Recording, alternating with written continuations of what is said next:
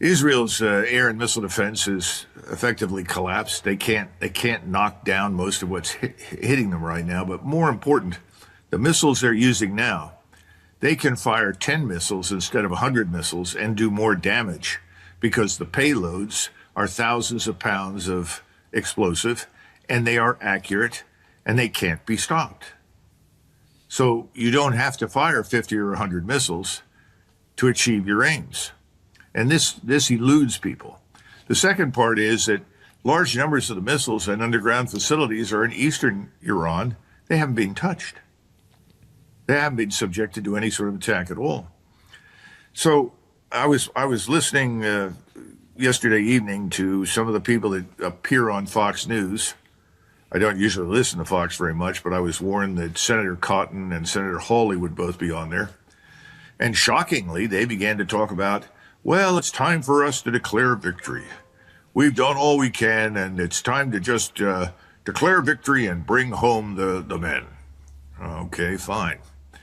What I'm hearing here in Washington from people that I know that are on the inside, as well as now it's been verified through Fox News, which is kind of a mouthpiece for the administration, Donald Trump wants to get out of this. He's finally figured out there's nothing to win. We can drop bombs and shoot missiles at these people all that we like. It's not going to change the condition of the region. It's not going to improve anything. Worst of all, it's going to send the world into an economic recession, maybe depression. And he's got all sorts of people telling him, listen, boss, you've got to stop this and stop it soon, because if you don't, we're going to be in a state of poverty along with the rest of the world. The rest of the world is already headed down the tubes. If you go to Europe, the prices of gas are 3-4 times what they were. In Asia, it's apoplectic. Southeast Asia, it doesn't matter where you go, Southwest Asia, the situation is dire from a purely financial economic standpoint. And we don't exactly have a very strong financial position given our national sovereign debt. And we seem to be debasing our currency at the moment.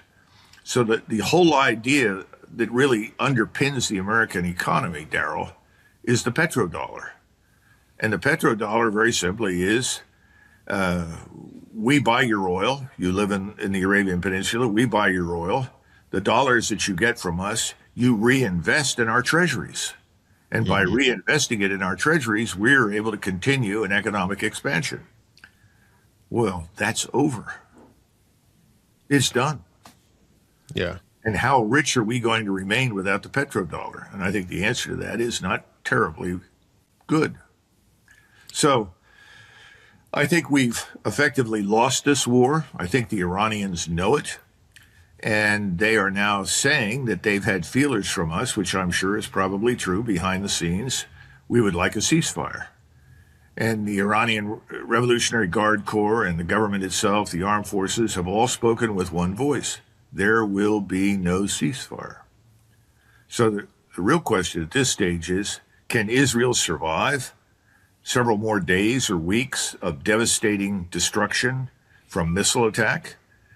What are we going to do? How long can we continue to keep this up at a point in time where our missile stocks are dropping off precipitously? Are we going to start trying to drop dumb bombs? In other words, not precision guided, which are fine if all you want to do is rubble people's cities. In other words, we're in a very difficult position now, Darrell. This thing has not gone as planned. In Vietnam, Ho Chi Minh had his strategy was just, impeccable.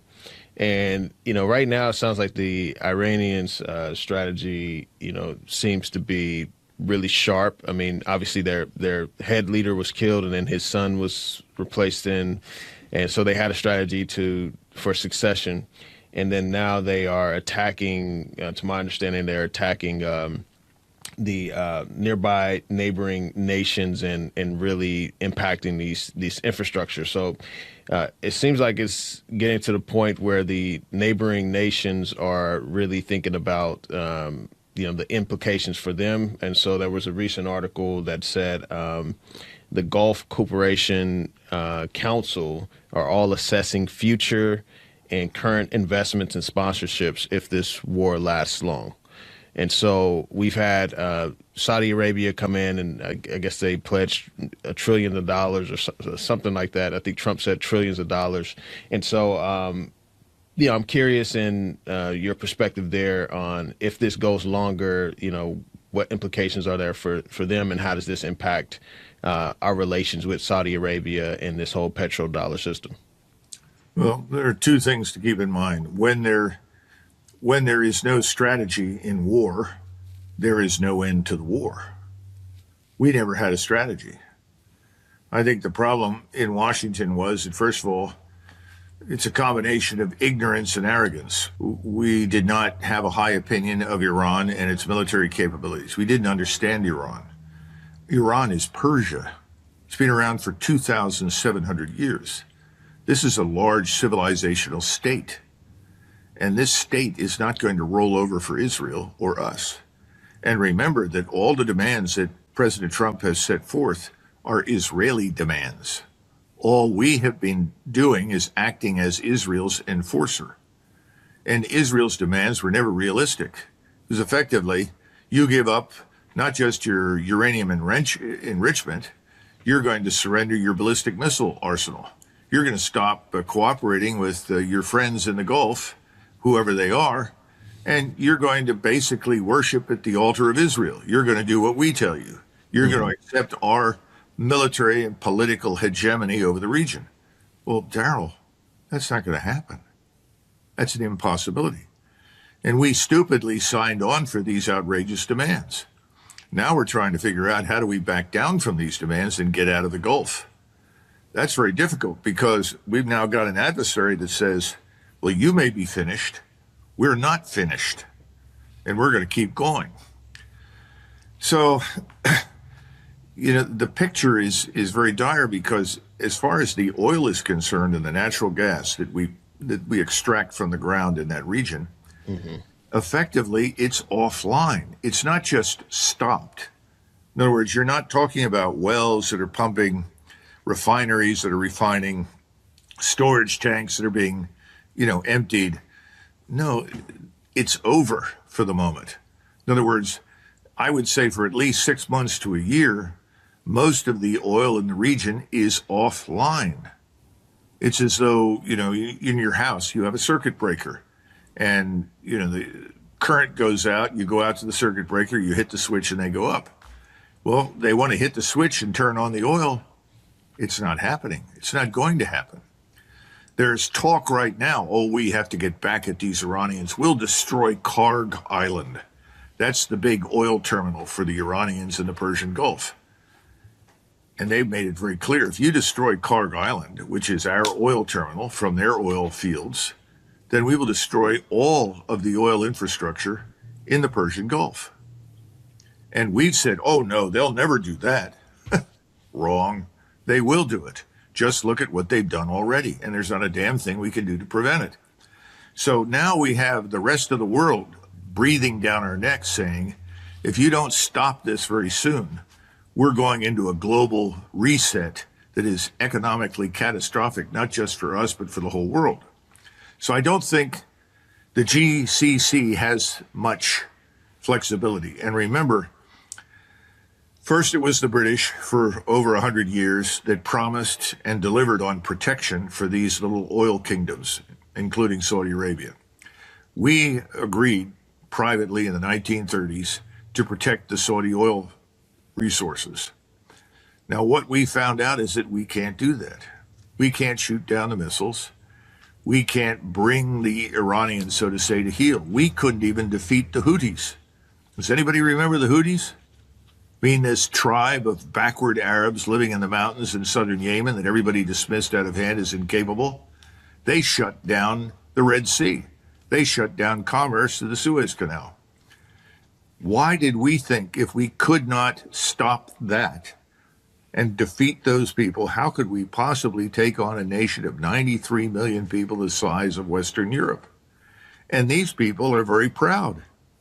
They're proud of their origins, their culture, their identity, their history. We spit on it. That's the problem. And they're not going to do business with us, certainly not on our terms.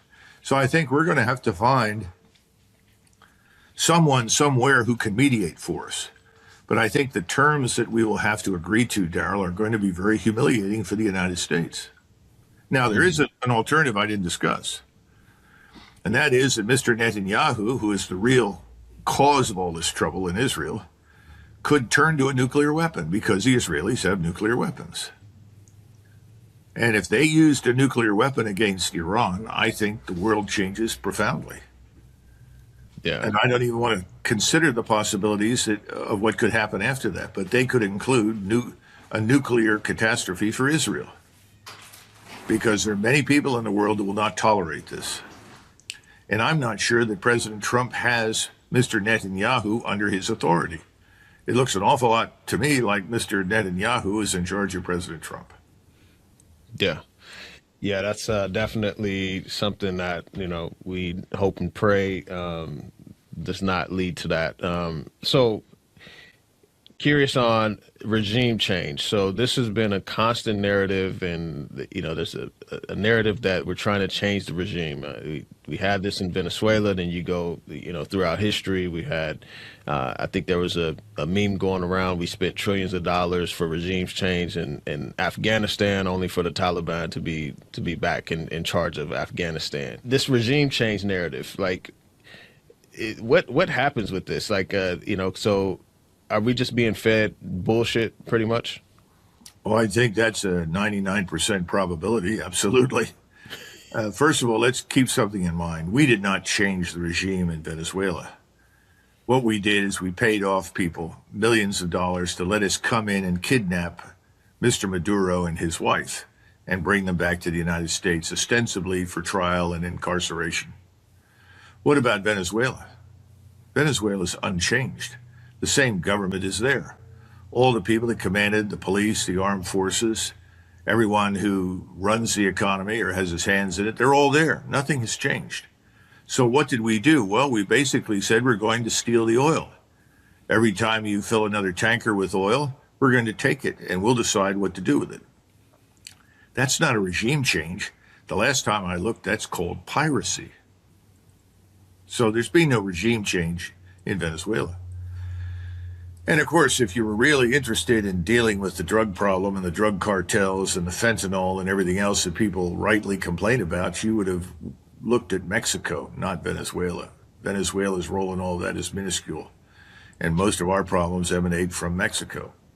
But, that's water under the bridge. So we've really changed nothing.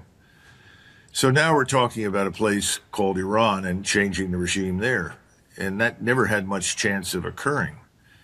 And I think we have to go back to the Kosovo air campaign back in 1999, because that campaign was launched with the purpose of removing a man named Milosevic from the presidency of Yugoslavia, or what was really at that point Serbia Plus. And we bombed for 78 days, and ultimately the bombing did not change anything. What the bombing did is it compelled us, when it did not cause the Serbs to relent and surrender, it caused us to send the Deputy Secretary of State, Talbot, to go to Moscow and negotiate a deal with the Russians about which we know very little in terms of details, and persuade the Russians that in return for what we promised to do for them, they would pull the plug on Milosevic. Now, what does pull the plug mean? Milosevic began the air campaign against us, or we began it against him, and he was promised by the Russians that they would provide food, medicine, and fuel to get through the winter. Remember, all of this started in February, and the Serbs said, well, we think we can hold out through the summer into the fall, but we'll need help to get through the winter. Well, the Russians agreed to whatever terms that we had offered them, whatever bonuses, and they backed out. And they told Milosevic, we can't promise you anything for the future in terms of food, fuel, and medicine, so you'll have to make the best deal you can with the Americans. In response to that, after 78 days of bombing, the Serbian military establishment pulled out of Kosovo. Now, the reason I bring that up is because we fought that air campaign, or we conducted it, because we wanted to get rid of Milosevic. 6 months plus after the air campaign, Milosevic was removed by his own people. And I would go back to Iran and I would make the argument that had we stayed out of Iran's internal affairs, and let events run their course in Iran, we would have seen a new government in that country much sooner. But now, having attacked it, everyone in the country, whether they like the regime in Tehran or not, is a nationalist. They are all determined to defend their country. They are determined to defeat us. In other words, we forced cohesion on Iran and Iranian society. But I would bet that probably by Christmas next year, or maybe the spring of next year, we will see change in Iran that we will probably welcome purely from the standpoint of what makes sense socially, culturally, politically. But we're not going to have a friendly regime there, not for a very, very long time. And that's tragic because Iran has more reasons and we have more reasons to cooperate with them and they with us than we have to fight with each other strategically. So this entire construct, this war, is all a function of Israel and the enormous amounts of money that wealthy Zionist billionaires in the United States have poured into President Trump and Congress for many years, by the way, to ensure that whatever they wanted to happen, which they deemed to be in Israel's interest, would happen. And I don't know if you saw it, and I wouldn't want you to have to go back and listen to it because it was terrible, but President Trump's State of the Union speech, at one point, he finally mentioned Iran, and he said, Iran must never have a nuclear weapon, and while I am president, I am committed that I will stop that no matter what. For the first time, he got a standing ovation from everybody in the Congress, including all the people opposed to him. Well, why? Because all of those people have been benefiting from the largesse of these billionaires working for Israel. In other words, our Congress was purchased along with the White House. So this makes it all that more difficult for President Trump, who I understand is genuinely looking for an exit, a so-called off-ramp, and would like to put this war behind him. How can he do that? How can he disengage, especially since Israel is in very bad condition? And one wonders whether or not, if we did engage, whether they would survive. Yeah. Wow. Congress has been paid off, and that's not surprising at all, especially just the nature of the job with politicians. So curious in your perspective on the relations. So Iran was part of OPEC, and now it's like attacking nearby nations, nearby neighbors, like infrastructure and things like that. I know they attacked like American bases there and such. And so is a regime change necessary for these relations to be repaired, or is there any conflict brewing amongst these neighboring nations with Iran now? Well, remember that the so-called neighboring nations, the GCC, Kuwait, Bahrain, the Emirates, have played a double game, such as Saudi Arabia. They have passed money to whomever they thought they could buy off for protection, and they have invested a great deal of money in us, in return for which we promised to protect them militarily. That's over because it's demonstrated that we can't protect them. The notion of deterrence, if you will, deterring Iran has failed. Now, these countries did not directly join with Israel in precipitating this war, but they have been playing a double game with the Israelis. And remember that Iran, along with other Muslim Arab countries, and I would argue Turkey as well, have all been appalled by the mass murder and deportation of Palestinians from Israel. But whereas the Saudis and these Emirates in the Gulf have simply paid lip service to it, while simultaneously continuing to cooperate and do business with the Israelis, the others have not. And I think Iran was disgusted by this because there was an expectation that there would be some form of Islamic unity, and that just hasn't manifested itself. And so I think the Iranians were also sick and tired of having to listen to these people pretend that they cared about the lives of others in Israel, in Palestine, and at the same time doing nothing about it. So you can't really separate any of this from what's been going on in Israel.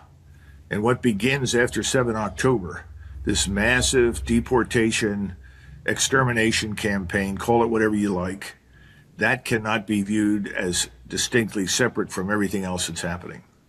And remember, we have actively supported that campaign of deportation and murder. We have provided weapons, we have provided ammunition, we have provided all forms of support, even military support in a clandestine fashion, and advice to the Israelis. So we're the enemy. And we have been the enemies of Iran since 1979. We've never been willing to sit down and really talk to these people and treat them as equals. We don't treat anybody as an equal. Either we bully you and you get in line, or they come back and bully you with military power. That's been our approach.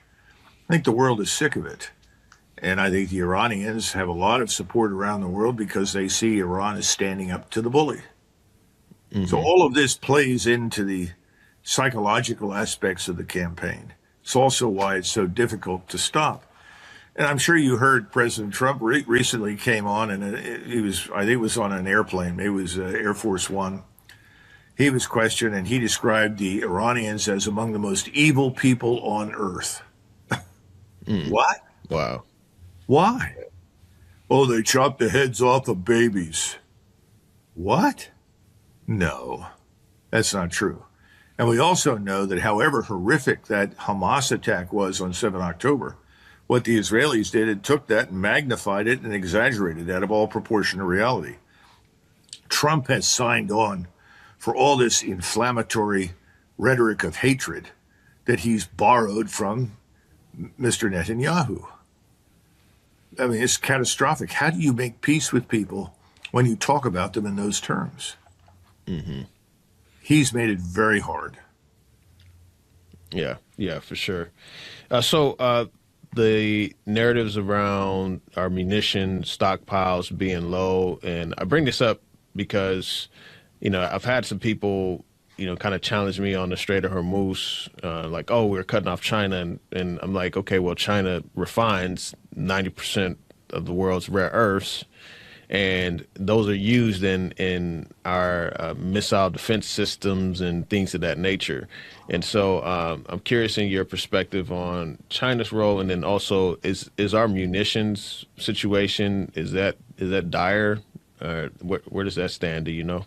Well, listen, I think you brought a couple of points up. First of all, yes, we've run low, especially in all of the expensive exotic munitions, the missiles that are used for air and missile defense and the strike missiles. Why? Because we've been shipping them in large numbers to Ukraine, where they have been used, I think, very, very foolishly. When you start shooting missiles that cost you $2 million a pop to shoot down a $20,000 unmanned drone, you're wasting missiles, if you understand me. And the Ukrainians have done a lot of that. We have, I think, unnecessarily reduced the sizes of our stockpiles. Now, if you're talking about regular artillery ammunition, no. We've got lots of that. In other words, the non-exotic, straightforward, conventional munitions, we have unlimited stockpiles. As far as missiles are concerned, that's not true. If you're talking about Patriot missiles, GEM-T missiles, THAAD missiles, go down the line. No, we're running very low on those kinds of things.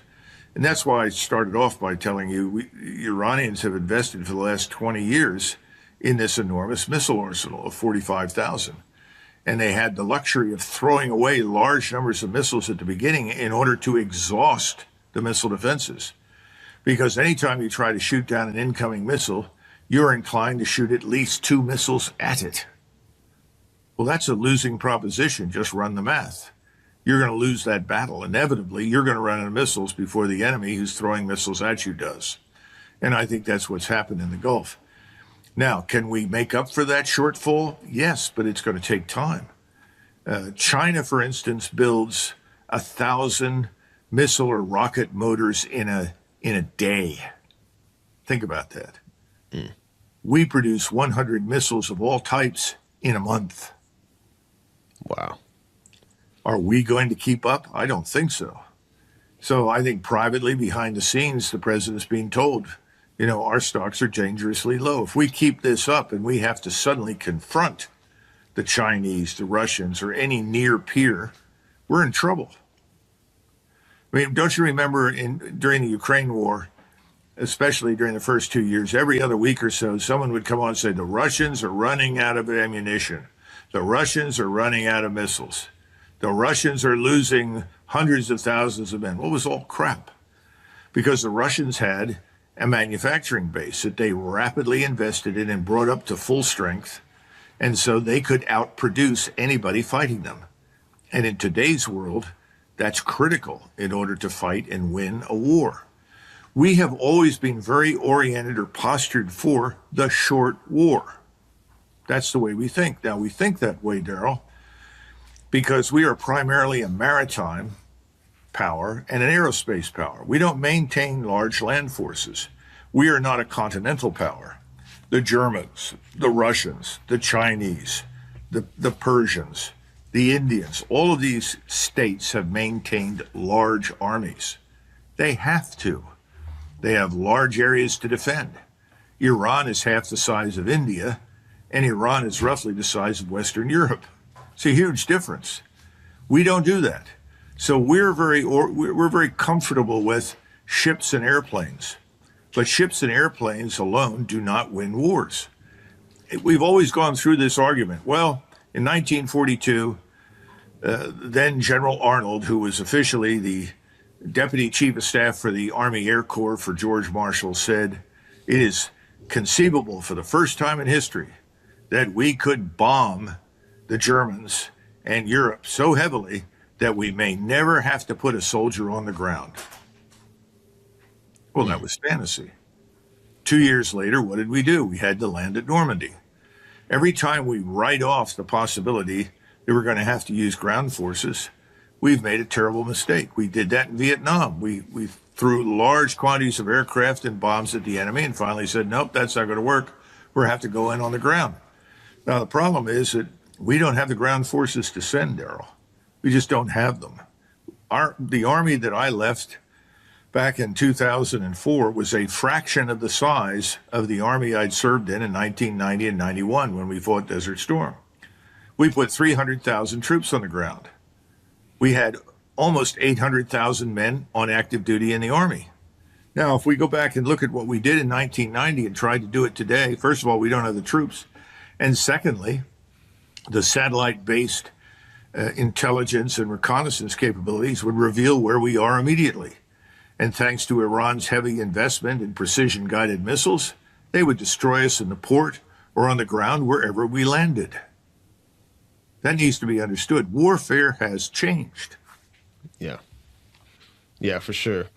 Okay, well, yeah, thank you for sharing that and joining me today. Where can the audience find some Well, first of all, you can find me on Substack. Okay. It's Macgregor Warrior, or just type in my name on Substack and it'll come up. And I think a lot of people are very pleased with it. And I'm putting out some new material that others will not see.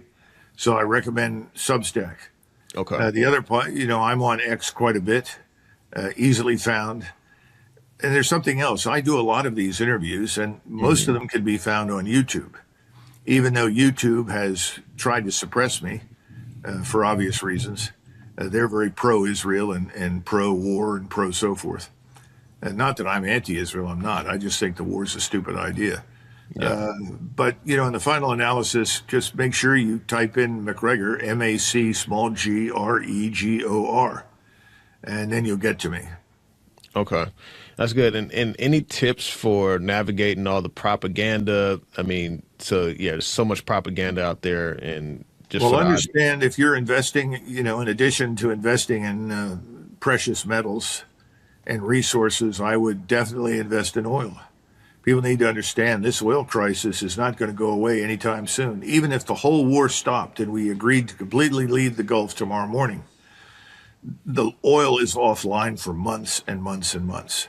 So you'll see $200 a barrel. You may see $300 before this is over.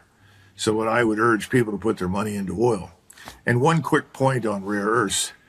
There is no shortage of rare earths. They're all over the place. The problem that we have, very stupidly, is that we have failed to build refineries. In other words, to take the material that we can then condense and refine into rare earths and build it here in North America. We and Canadians should do that. We could be the center of the world if we invested effectively in that.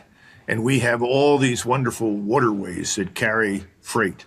Just look at the Great Lakes. Look at the St. Lawrence Seaway.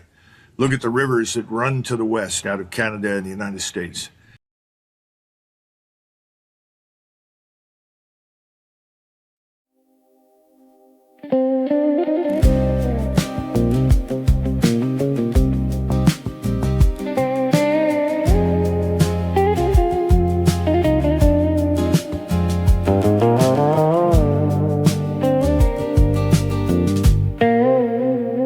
Sabah erken, perde yarı açık, yüzünde güneş, odam sessiz. Hiçbir şey söylemeden baktın ya, bütün dünya bir anlığına düzeldi sanki. Seninle hayat daha az yoruyor, İnsan kendini daha az duyuyor. Yanında içimde büyüyen o telaş, usulca yerini huzura bırakıyor. Biraz daha kal, bu gece hemen bitmesin. Saçlarımda kalan kokun evden gitmesin. Ben senden büyük laflar istemedim ki, sadece yanımda ol, kalbim eksilmesin.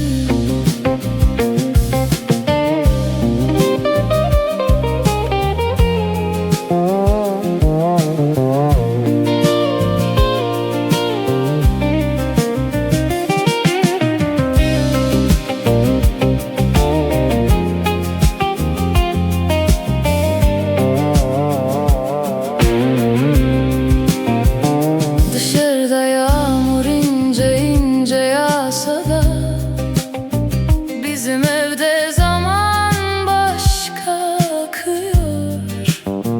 Bir fincan çay, yarım gülüş, bir dokunuş. İnsan bazen bunlar